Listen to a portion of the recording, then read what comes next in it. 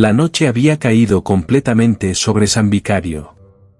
En la cabaña, Gabriel Estrada, conocido hasta entonces solo como el forastero, estaba despierto. Sentado en una silla de madera junto a la ventana, observaba cómo el viento azotaba las copas de los árboles. A su lado, Clara dormía profundamente, agotada por los recientes eventos. Pero para Gabriel, el sueño era un lujo que había aprendido a no necesitar. El viento aullaba en el exterior, pero su mente estaba atrapada en los recuerdos de un pasado que lo había marcado de manera irrevocable. A lo largo de los años, había aprendido a enterrar esos recuerdos bajo una capa de indiferencia, a ocultar su verdadero nombre y su historia detrás de la identidad del forastero. Sin embargo, esa noche, algo en la atmósfera lo obligó a enfrentarse a lo que había dejado atrás.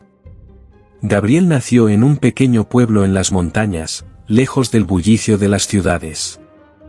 Desde niño, se vio atrapado entre dos mundos, el de la dura realidad que enfrentaba cada día y el de las historias fantásticas que su madre, Elena Estrada, le contaba antes de dormir. Elena era una mujer fuerte y resiliente, que criaba a Gabriel y a su hermana menor, Isabel, prácticamente sola. Su padre, un hombre duro y distante, trabajaba en las minas cercanas y pasaba poco tiempo en casa. Gabriel siempre se sintió atraído por lo misterioso. La naturaleza que rodeaba su hogar era su refugio, y pasaba horas explorando los bosques y montañas, buscando respuestas a preguntas que aún no sabía formular.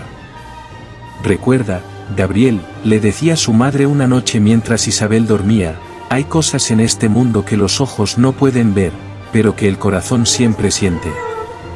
Las almas que no encuentran paz, aquellas con asuntos pendientes, permanecen entre nosotros, buscando una forma de cerrar el ciclo». Estas palabras se quedaron grabadas en la mente de Gabriel. Aunque aún era un niño, empezó a preguntarse sobre la naturaleza de la muerte, sobre lo que ocurría cuando el cuerpo dejaba de respirar pero el espíritu aún tenía algo por hacer. Su vida dio un giro inesperado a los 17 años. Una tarde, mientras Gabriel estaba en el bosque recolectando leña, una tormenta se desató de repente. Corrió hacia su casa bajo la lluvia torrencial, pero lo que encontró al llegar lo destrozó por dentro. La pequeña cabaña donde vivía con su familia estaba en llamas. Un rayo había caído sobre el techo, incendiando la casa con su madre y su hermana dentro. La impotencia y el dolor que sintió en ese momento lo marcaron para siempre. Gabriel fue testigo de cómo las llamas consumían lo poco que tenía en el mundo. Sin embargo, más que el fuego, lo que lo atormentó fueron los gritos de Elena y Isabel, que quedaron grabados en su mente. Esa noche, mientras la tormenta aún rugía, Gabriel dejó de ser el niño que soñaba con aventuras en tierras lejanas y se convirtió en alguien consumido por el dolor y la culpa. Los meses siguientes fueron un tormento. Vagó sin rumbo por las montañas, alejándose cada vez más del pueblo que una vez había llamado hogar.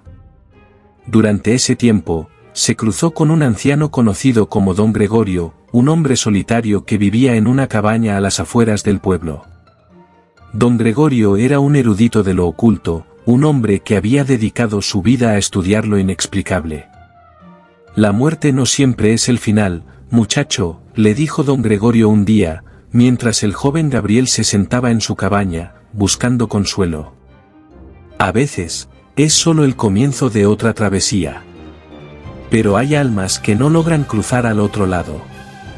Se quedan atrapadas entre nuestro mundo y el otro, buscando una forma de resolver lo que dejaron pendiente».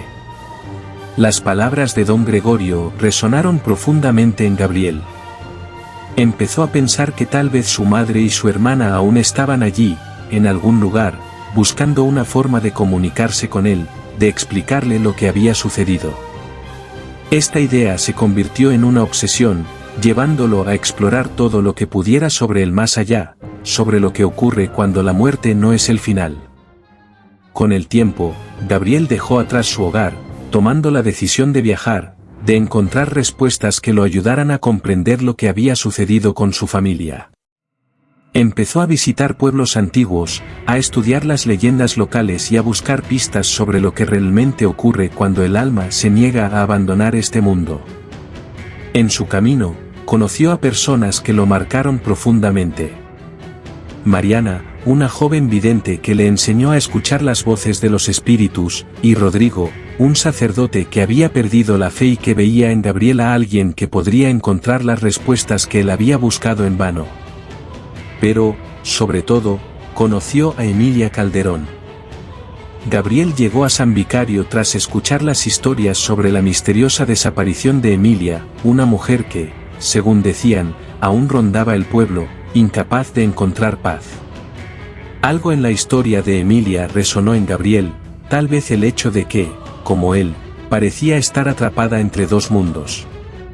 La determinación de descubrir la verdad detrás del misterio de Emilia se convirtió en su nueva misión, una que lo había llevado hasta donde estaba ahora, sentado en la oscuridad de la cabaña de Adela, con Clara a su lado. Sin embargo, no era solo el misterio de Emilia lo que lo impulsaba. Era la necesidad de cerrar su propio ciclo, de entender si las almas realmente podían quedar atrapadas, como le había dicho don Gregorio. Y si era así, tal vez había una manera de liberar a su madre y a su hermana de ese limbo en el que él creía que estaban atrapadas. Gabriel era un hombre marcado por la tragedia, pero también por una voluntad férrea de encontrar la verdad. Tenía una personalidad reservada, fruto de años de mantener sus emociones bajo control, pero también poseía una profunda empatía, una habilidad para comprender el dolor ajeno que había desarrollado tras experimentar el suyo propio. Esta combinación lo hacía tanto un investigador incansable como una figura solitaria, alguien que siempre estaba en movimiento, buscando respuestas, pero nunca encontrando un lugar al que realmente pertenecer. La madrugada estaba cerca, y el viento comenzaba a calmarse. Clara se movió ligeramente en su sueño, murmurando algo ininteligible. Gabriel la observó por un momento, sintiendo una inesperada conexión con ella, similar a la que había sentido con Mariana y Rodrigo en el pasado. Pero esta vez, había algo diferente. Clara no era solo alguien que había encontrado en su camino, era alguien con quien estaba dispuesto a compartir su verdad. Al amanecer, cuando los primeros rayos de sol se filtraron a través de las ventanas, Gabriel tomó una decisión. Se acercó a Clara y la despertó suavemente. «Clara», dijo en un tono bajo, pero firme. Ella abrió los ojos, aún adormilada, pero alerta ante la urgencia en la voz de Gabriel. «¿Qué sucede?», preguntó, frotándose los ojos. «Hay algo que debes saber antes de que sigamos adelante. Mi verdadero nombre es Gabriel Estrada. Hay mucho que no te he contado, pero si vamos a enfrentar lo que sea que está detrás de la muerte de Emilia Calderón, necesitas saber quién soy realmente». Clara lo miró con atención, percibiendo el peso que esas palabras tenían para él. «Confío en ti, Gabriel», respondió ella. «Lo que sea que hayas vivido, sé que te ha traído hasta aquí por una razón. Juntos descubriremos la verdad, tanto sobre Emilia como sobre ti». Gabriel asintió, sintiendo un alivio que no había experimentado en años. Por primera vez desde la muerte de su familia, no se sentía solo en su búsqueda. Ese día, cuando el sol finalmente salió por completo, Gabriel Estrada dejó atrás al forastero y se preparó para enfrentar las sombras de San Vicario, sabiendo que las respuestas que buscaba podrían estar más cerca de lo que nunca imaginó.